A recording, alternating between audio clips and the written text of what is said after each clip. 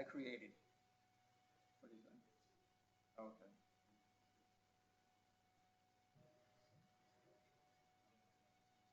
Oh, different.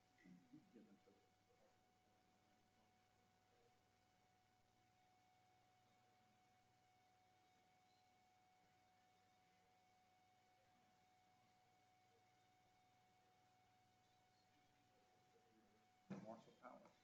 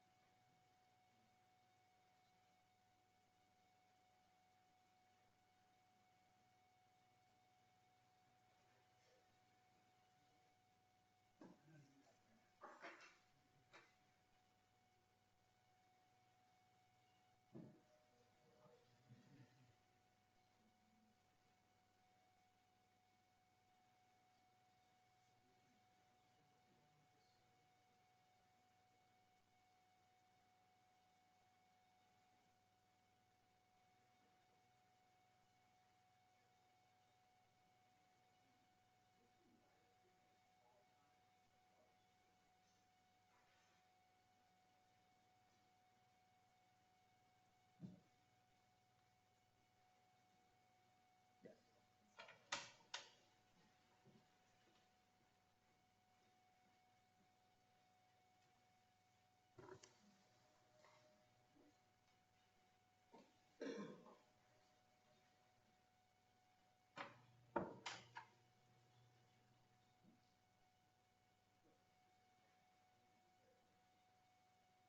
Very much appreciated.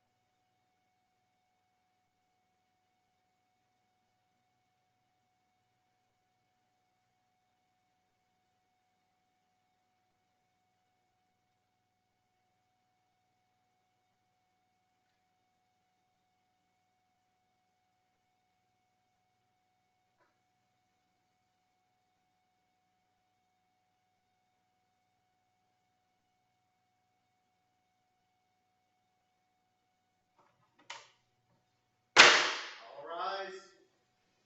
The Honorable Chief Justice and Associate Justices of the Supreme Court of North Carolina.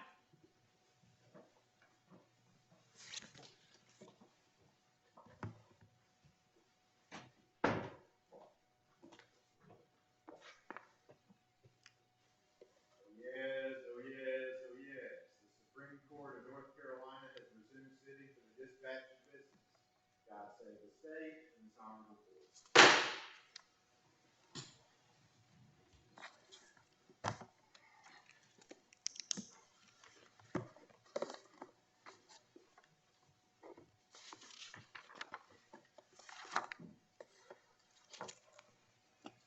Good afternoon.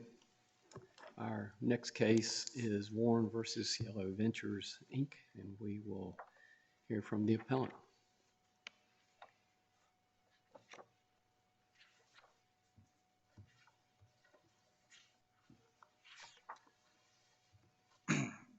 Mr. Chief Justice and Associate Justices, may it please the court.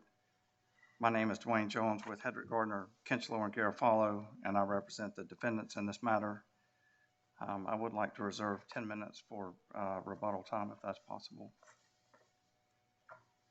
I think the issues are fairly straightforward in this case, primarily whether parties can contractually agree to shorten the time limit for claims arising under the Unfair and Deceptive Trade Practices Act, and then also what the role is of the legislature and what mechanism do they use to express what the public policy is on those limitations. I think we're going to deal with some fairly established and accepted principles in this state. Yes, in general, parties can contract to shorten the time periods that the legislature sets for the time to bring actions. Secondarily, if the legislature wants to prohibit or to somehow restrict the party's ability to do that, they will explicitly state that and put that in the statute in the same one in which they set out the statute of limitations or right beside it. Again, that's sort of the accepted way that we deal with that. If the legislature says nothing, then you can shorten it to within a reasonable period of time. If the legislature wants to prohibit it, that they specifically state it. Well, and Counselor, I certainly understand that, but how do you square that? I believe it's a Fourth Circuit case applying our law, the Bald Head Island case, and then to perhaps a lesser extent, Winstead, when I think the Winstead case said something along the lines of, except in unusual or extraordinary circumstances.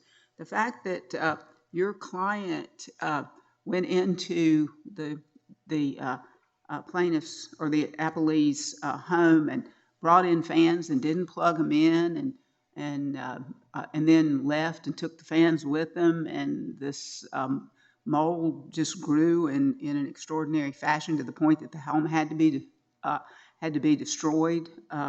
How is that not an unusual, extraordinary circumstance? Can you help me understand that? Well, I think that I think that they breached the contract. Yes, they or allegedly breached the contract. Again, I don't know that that's been decided, but accepting those facts as true, yeah, they were supposed to go in. They were supposed to clean it up. They did not, and the allegations were as a result of that, the people lost their house. But I don't know where, and I don't. I apologize, but I didn't read the Bald Island case to say that. I mean, yeah, that phrase is in there, but still,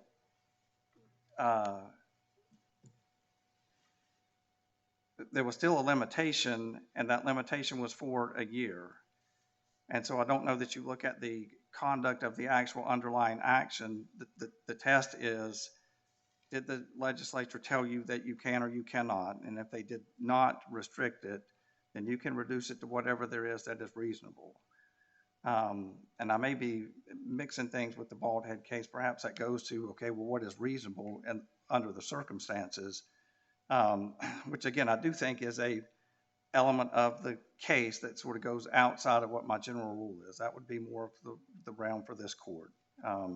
Was it reasonable in this case to have that limitation? But short of that, I don't know that the legislature is too concerned with the action. They're more concerned with whether you can or you can't. We're going to say or we're going to say it, and then leave it up to the court to determine what's reasonable. So with that explanation, are we sort of square at least with the question as to was this reasonable or was this not under these circumstances? Or Sure, you can continue. I just wanted to know what your view was on that. Specifically here, again, there was a 1-year limitation, and this court has never said that a 1-year limitation is unreasonable. And so, again, I think and I think that's what the Court of Appeals did. They just sort of said you can't limit it at all. And so that's the gist of my issue with at least our legislature has said the public policy is you can limit these claims as long as it's reasonable. So as a matter of law, I would say that's irrelevant. As to, again, this court's determination of what is reasonable, I think that gets into what are the facts of this case. And in this case, there is nothing in the complaint that was not known, that was not discovered, that was not completely well aware of by the plaintiffs no more than a month and a half after the incident occurred. And so I do think that even under those circumstances, even if Justice Barringer, you want to raise these to extraordinary. I think that they had a year to file suit. And even if you stretch it out to, I think, maybe the last possible date, this hasn't been argued or raised, but there's something in the complaint about when the Warrens realized, okay, my house can't get fixed, it's going to be tore down, and they were sort of And I decided believe that to. was maybe February 4th of 2019. That's I think correct. that was the date for I that. didn't know the 4th, but I knew that it's February of 2019. So even if you stretch it all the way out to there, they still had a year under the contract. If you move the starting date of the 1 year to February of 2019, they still did not file the complaint for a year and a half after that. So no, I do not. I think under the circumstances of this case, a 1 year limitation was perfectly reasonable. There wasn't anything that was sort of lurking in the background that they couldn't have discovered, that they discovered 2 years later. And so, yeah, I think that they are bound by the contract that they signed. And again, it has been deemed to be permissible by our legislature. So, and I think that just to continue on with the point, Badgett is and again, I think I had two federal district court cases. Badgett was, I found a hard time finding what was reasonable, at least in plaintiff's argument, the Court of Appeals opinion. But Badgett does talk about reasonableness, whether the party had time to properly investigate, and whether it shows imposition or undue advantage. And so again, that was sort of my focus on. I think they had plenty of time to investigate, and I don't see, again, I don't concede it, but even conceding that we get to some outrageous situation, I don't think that situation, I don't think there's any evidence, I don't think there's any allegations that would somehow show that showed imposition or undue advantage. And the other thing about the time to investigate, and again, this is going to go back to not necessarily what was circumstances in this case, but the Holly case, the sort of the strange case that the Court of Appeals sort of said, well, it doesn't really apply as far as the statute of limitations or whether or not we should kick this out. You know, there's apparently a memo from the Attorney General's office that was presented back in 1978-79 to the legislature that talked about just that. Well, a year, is that going to be enough, or, you know, is a year sufficient time to investigate and properly form these Unfair and Deceptive Trade Practices Act? So I'm not here to say possibly there are policy reasons for it. I'm just here to say that that's not for me and you to discuss today. And I would remind you that back in 1978-79, the legislature had this memo that raised concerns about, is a year enough time? And they didn't do anything about it. So yes, will reiterate, parties can limit it to 1 year. They have the statutory right to do that, or at least that right is not prohibited. And also, in this case, it was reasonable, that there's no showing that somehow a year was too less a time. Could you argue that the fact that this contract was entered into is some evidence that the provision was reasonable? Yeah, I mean, I think that speaks for itself in the sense that, and I think there were at least two places in the contract. I have read this contract. So again, Mrs. Warren was fully aware that she was signing this, and she did not object to it. So, you know, the fact that she read it and then went ahead and signed it without any reservations whatsoever, yes, I think it's perfectly reasonable. But in reality, if she had said, no, I don't want a 1 year statute of limitations, I want the full 4 year statute of limitations that the Unfair and Deceptive Trade Practices Act gives me, would the company amend its form contract to bargain with a consumer in that way? I don't know the answer to that. I mean, I think we all have been faced with what we would call boilerplate language, and we've signed it sometimes. Sometimes we've resisted. But again, I think faced with that contract, your choices are no. I'm going to go to remediation company number 2, because if you won't give me my 4 years, I'm going to go to remediation company number 2. I don't know what you get into when, yes, your house is soaking wet and you've called 3 remediation companies and they've all said, nope, we're not giving you the 4, we're only going to give you 1, what your choices are. But again, I don't know that, and I'll go back to maybe that's a concern, and maybe the legislature should look at it, and maybe the legislature should revisit this and go back and say, okay, you can limit this, but, or you know, again, they're free to say no. They're free to do what the Court of Appeals did.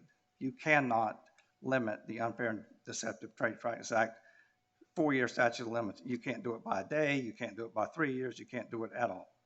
Our legislature can do that. And so it seems to me that probably most consumers aren't aware of the 4-year statute of limitations that applies to unfair and deceptive trade practice claims. The General Assembly probably realizes most people don't know that. And it seems to me that's another sort of point in favor of saying, well, if then the legislature were determined for people not to be able to contract this away, there'd be some legislative language. They could easily include legislative language that would prevent that or bar those kinds of the kind of agreement that's at issue here. Certainly I would agree with that. I think that's the sort of the point of my brief. And are you finished? Is there a follow-up question? No. Oh, no. So I just want to be clear. You said 4 years are not aware of the 4 years as in different from the 3 years, because I don't know if people are aware or not aware of just the standard 3-year statute of limitations. And I think, again, certainly there, everything's 3 years until the legislature says something different, or until the legislature steps in and you cannot reduce this, which I think is common in insurance contracts. So yes, again, that's sort of underline my point that the legislature knows how to do this. They have done it before. And again, I think that that's a fairly accepted principle, that if they want to limit it, they will do so. If they have policy reasons to limit it for whatever reason, again, presumably, we vote them all in there, they get together, they talk about it, they debate it, and they come up with what's best for us. And I always want people to listen to me. I always think I'm entirely right, but I don't know that the state of North Carolina even needs to have my opinions on limiting these things be very persuasive. Again, I think that all happens down the street. Isn't there also some value to us having a clear rule so that the legislature knows that if it doesn't include that kind of language, we're not going to add it judicially? Yes, I think so. And, Justice Earls, I can, I think I can kind of pick up on your concerns, but what I would say, consistent with Justice Allen, is if you do what I ask you to do today, which is reverse the Court of Appeals and affirm the trial court and sort of reaffirm this, the legislature wants to restrict it, they can. What's the worst that's going to happen? The legislature is going to say, of course, that's what we always intended. Or they're going to go, either we didn't think about it thoroughly, or circumstances have came up to cause them to revisit it. Maybe it's this case, and they go back and amend the statute. Well, yes, except that these parties would be without compensation if the allegations in their complaint are true. But the inverse, if you don't do what I say, and again, I think that this has been accepted. So if you break from what's accepted to give these parties, again, the right to proceed past summary judgment, what's the worst that's going to happen? Well, the legislature is going to go, yeah, oh my gosh, we should have done that. I don't know why we didn't do that in 1978. Thank you for Supreme Court for coming back and showing us that we sort of slipped on that policy issue and correcting it. Or they're going to go, no, we never intended this. We have debated this. We debated it in 1969. I don't know if they did in 1969, but it appears to at least have come up in 78, 79. And we said, no, the policy, we think it's best for the state to be able to limit it. And then they're going to have to go back in and for the first time ever sort of affirmatively state, no, this statute will be different than all other statutes because it'll have to have an affirmative statement that, yes, you can limit the action. The other thing is, the Court of Appeals said, essentially, you can't limit it, period, right? Well, So go ahead. but I understood the Court of Appeals rationale to be that this is a statute that's intended to protect the public. And, it's unfair and deceptive trade practices that we're trying to make sure the General Assembly wanted to make sure they could do something about it. And in terms of how a ruling from this court might impact future behavior, if every vendor, not only people who provide services when you have water damage to your home, but in general, all sorts of contracts, if they can all contract out of the 4-year statute of limitations, then the General Assembly's policy of wanting to give consumers an adequate opportunity to understand how they've been mistreated in the marketplace and bring a claim, that would be completely frustrated because folks will just continue to put in their contracts only 1 year, and it applies to even unfair and deceptive trade practices.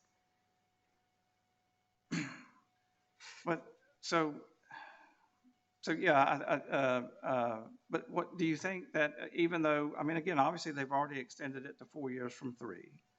So would it not be, could you not at least ask, it would be okay if you limited it to 3 years? You can contractually limit it to 3 years. See, the Court of Appeals didn't even do that. And I'm saying this court's choice is either to say, not at all.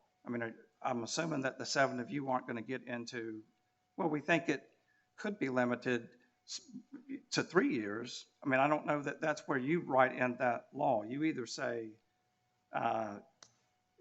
you can't touch it, or anyways, it's all or nothing, I think, with this court. And again, I think that there is still, that it's going to go to my point that even if Justice Earle's something bad is going on here, it still might be reasonable to be able, even if there's a limitation, to limit it to 3 years. And I think that needs to be decided down the street and not here. So again, I think that the legislature has spoken, they've plainly spoken, that you can't. You can limit it as long as it's not unreasonable. But if you want to start tinkering with that, then I think you open up a bunch of other policy questions that, again, I don't think are appropriate to be made here.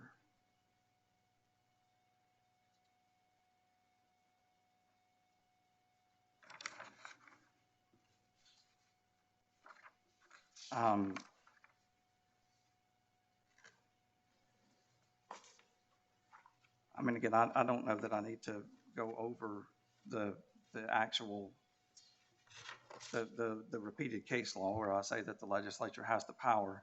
I don't like telling this court that you can't do things, but I think these cases say that these are policy decisions left for the legislature, and that's where we should be. I'm close to my rebuttal time, but if there's any questions, I'll be happy to address them now and not on rebuttal. Thank you, counsel. We'll hear from the FLE. Chief Justice, Associate Justices, good afternoon, and may it please the court. First and foremost, thank you for the privilege of arguing in front of you today as a pro hoc counsel. My name is Hugo Chanez. I represent the appellees in this matter, the Warren family. And the issue before you today is of grave importance, not just to the people of North Carolina, to businesses and to enterprises. I do this work around the country representing businesses as well as individuals, because these types of claims affect commerce.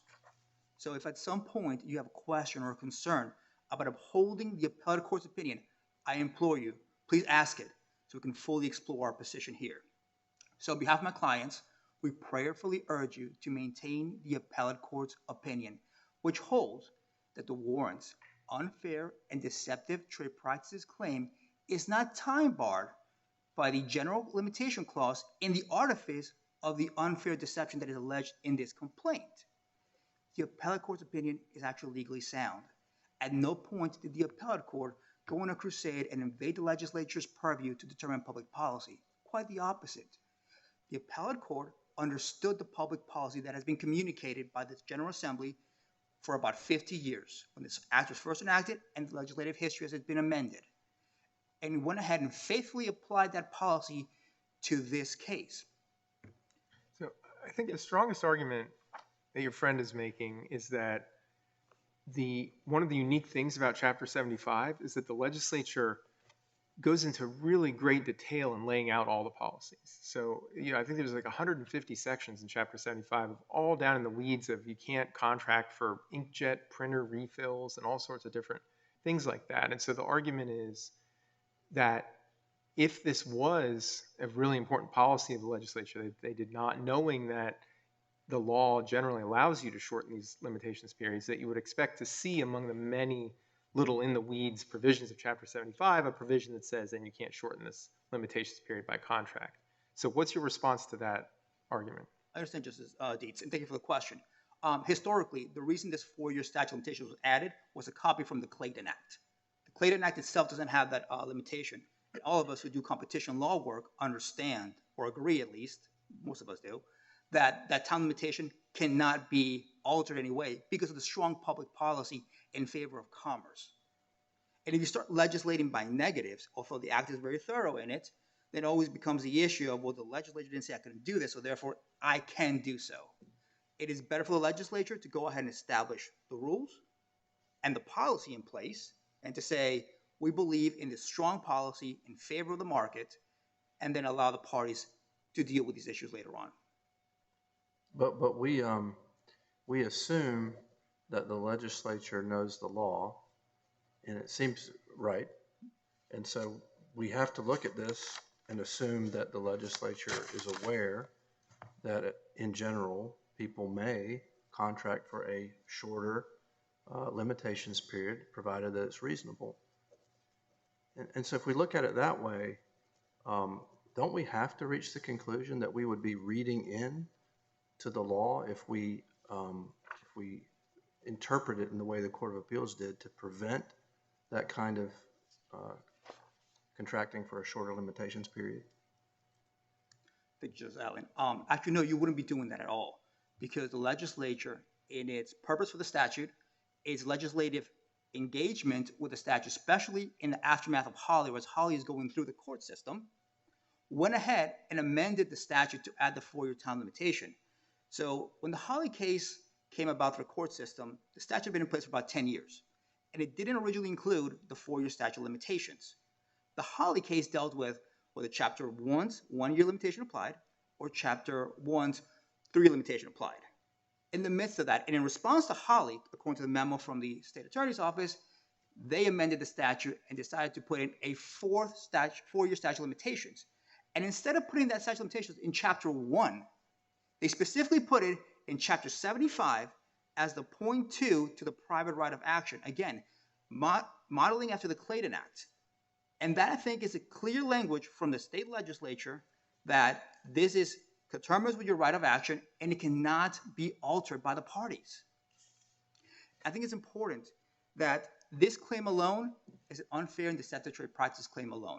The allegation, just as Barringer touched upon it a little bit, is an emergent situation where your house gets flooded and you have a short amount of time to make a decision. You're presented with a contract and you sign it or you don't sign it. I'm sorry to interrupt you, but I want to go back to your point about Holly, because I think what you're saying, and please correct me if I'm wrong, is that in adopting the 4-year statute of limitations, essentially the legislature rejected a 1-year statute of limitations, right? Yes, Your Honor. But isn't that true anytime it adopts a statute of limitations for something that's longer than a year? I mean, it's necessarily rejected a shorter limitations period, but we don't say, well, you can't contract then for a shorter limitations period unless the legislature has expressly said that you can't for that particular kind of claim. So our position is that by adopting a 4-year statute of limitations, when the debate in the Holly matter was between a 1-year or a 3-year, the state legislature is making a direct public policy declaration that this cannot be altered and that it is a 4-year statute of limitations and it's not subject to a 1-year or the 3-year. That is our position on that. And isn't it true that we sometimes treat remedial statutes differently? I mean, because this isn't just about the statute of limitations. The act also puts on the Attorney General an affirmative duty to investigate treble damages. I mean, this is not just any statute where the legislature is changing the statute of limitations. They're doing a lot more than that. That is correct, Justice Riggs. And again, the history of the statute, the purpose of it is critical here. And this court in Marshall v. Miller sort of touched upon that. What is the purpose of the statute and how do we further that statute's purpose? And the reason why the Unfair and Deceptive Trade Practices Act claim even came into effect is because we have in this country this great belief that the free market makes things better, helps everyone, but that it can be perverted by certain actions. And the legislature nationally and in North Carolina coming to realize that there were certain very, very clever claims which could slip out of contract and slip out of tort. And that were important enough that a specific remedy needed to be crafted for it. And that is why the Unfair and Deceptive Trade Practices Act was created. Furthermore, when the legislature in 1969 adopted this statute, encouraged by the federal government, they copied the prohibition from the Federal Trade Commission Act. But the Federal Trade Commission Act does not include a private right of action. The Clayton Act does. And at that moment, the state legislature made a public policy decision that they would arm the citizenry with a right of action to protect themselves from the tyranny of unreigned free market. That is why they put that in there. And this court recognized in Marshall v. Miller again that the treble damages provision was put in there for one single reason. There might be some claims that were too minuscule to be prosecuted, that the economic realities wouldn't benefit at all. The treble damages provision is there so that all claims can be encouraged and can be prosecuted, because the statute, as this court has mentioned, has 3 purposes. 1, to incentivize the prosecution of the claims to root out unfair practices. Number 2, the compensation. And number 3, to deter the practice. It would ultimately frustrate the statute's purpose to allow the unfair practice, which gets created through this contract, to immunize the unfair practice itself. That is not the purpose behind this act. So I don't think that the appellants can rely on the artifice of the unfair practice, as it is alleged in the complaint, in order to avoid being responsible for their actions. An unfair and deceptive trade practice claim is completely different from a contract claim or a tort claim. It requires the plaintiff to understand more than my contract's been breached or I've been injured. It requires to understand the market dynamic and how it affects commerce. And that is why the state legislature added a 4-year statute of limitations. It's also why the Holly court said, we believe that the amount of time it takes to investigate these types of claims, the 3-year statute of limitations is appropriate and a 1-year is inappropriate. So along those lines, if they were to argue that, perhaps legislature could come back next year and say, we believe that you can shorten the time period, but it still must be reasonable. And for some reason, a similar case to ours came before this court. The Holly case has already spoken to the unreasonableness of a 1-year limitation, and that would still be invalid. Because again, it's the purpose of the statute. When you consider that it is a sui generis statute, it has a private right of action, it has a treble damages provision, and has a 4-year statute of limitations included in there, which is emulated from the Clayton Act. And you can look at the federal jurisprudence on this. That time period is not alterable by any means. So for somebody to go ahead and alter it would violate the purpose of the statute. Much more so when the claim itself for the unfair trade practice arises from the services agreement. For example, if we go back to Marshall v. Miller, which was before this court in 1981, very well could the defense been, well, parole evidence. We never promised those pools and those parks, so therefore it's not unfair. No, you have to step outside the four corners of the contract when you deal with a competition law claim like this one. For that reason, we think that the appellate court was correct in finding that you couldn't limit this by contract. Otherwise, you're allowing parties, as Justice Earls noted, to immunize their own conduct via contract. Let me follow up on your point, and you mentioned the parole evidence rule in that case. In reading the specific language of this contract, the pertinent part, no action regardless of form relating to the subject matter of the contract may be brought to more than 1 year. The subject matter of the contract, in your view, does that contemplate the unfair and deceptive trade practice or fraud? Or tell me what your position is on that. It does not, Your Honor. If we were to get past the fact you can't limit this time period, I don't think this contract even contemplated an unfair and deceptive trade practices claim. I think it simply went towards the actual contract and what we're doing, not the market effect and not the effect of restricting in a market practice.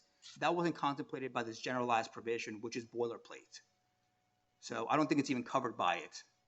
And therefore, it's even not applicable to this claim before you. And did you argue that in your brief? We argued at the appellate court level, Your Honor. We did not argue it in this court's brief. But not before us. Correct. What we argued was that the appellate court's position was correct, and that consistently subsumes our arguments at the appellate court level. The appellate court didn't reach that conclusion. It didn't need to, because it concluded originally that you couldn't limit this time period.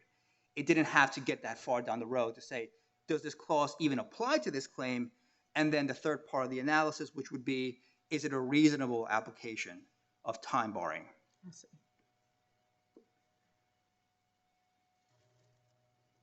Coming back to Justice Allen's point of earlier of, do we understand that the legislature knows the law? Of course.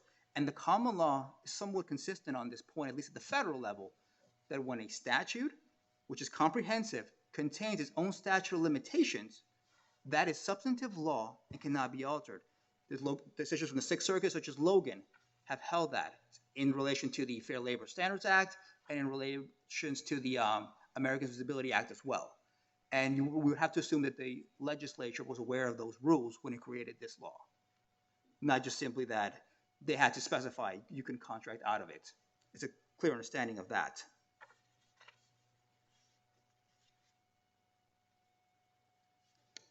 I will actually cede my time to any questions at this moment. Thank you, counsel. Thank you. Rebuttal.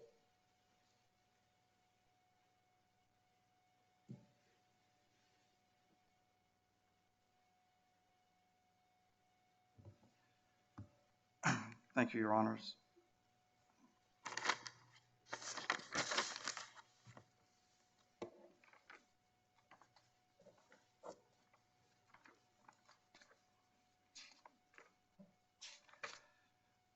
Justice Branger, just to go back to your point about the subject matter of the contract, and I think I would, well, again, you didn't state anything, but I think I would disagree with at least the premise of your question. I think this clause relates to the subject matter of the contract. I think that when you look at the complaint, the complaint is all about the subject matter of this contract. So I think that would an unfair, deceptive Trade Practices Act claim would certainly come within the definition of this clause. I don't think that I have much else, just to again reiterate. I think the Holly case came back up again. I don't know that it necessarily, again, I don't think that Holly ever concluded 1 year is unreasonable or not unreasonable.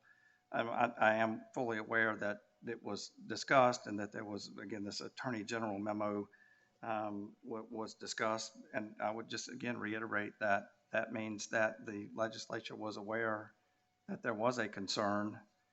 They didn't do anything about it then, and they haven't done anything about it in the 45 years since. And I think there's a reason for that. So yes, I would ask this court to reverse the Court of Appeals. The other thing is, I think Plaintiffs' Counsel made the statement, or somebody asked the question about the Court of Appeals. I do think the Court of Appeals went in. I mean, it sets up sort of traditionally, we're going to figure out what the purpose of this act is, and then we're going to figure out, is there policy against the act? And I think that's fine, and that's what they addressed. The purpose of the act is stated in the act. They didn't really say why it affected it, but anyway, I think, again, they skipped. I do think that this is a unique component of statutory interpretation for these statute of limitation cases. If we say it, if we want to limit it, we will say it. If we say nothing, that means we are not going to limit it. That is the policy of the state. So I think it was a public policy statutory intent interpretation that missed a huge component. And again, I think that's what the Court of Appeals error was. Again, respectfully ask that you reverse the Court of Appeals decision for those reasons and affirm the trial court. I still have plenty of time, and I'll be happy to answer further questions. Thank you. Thank you, counsel.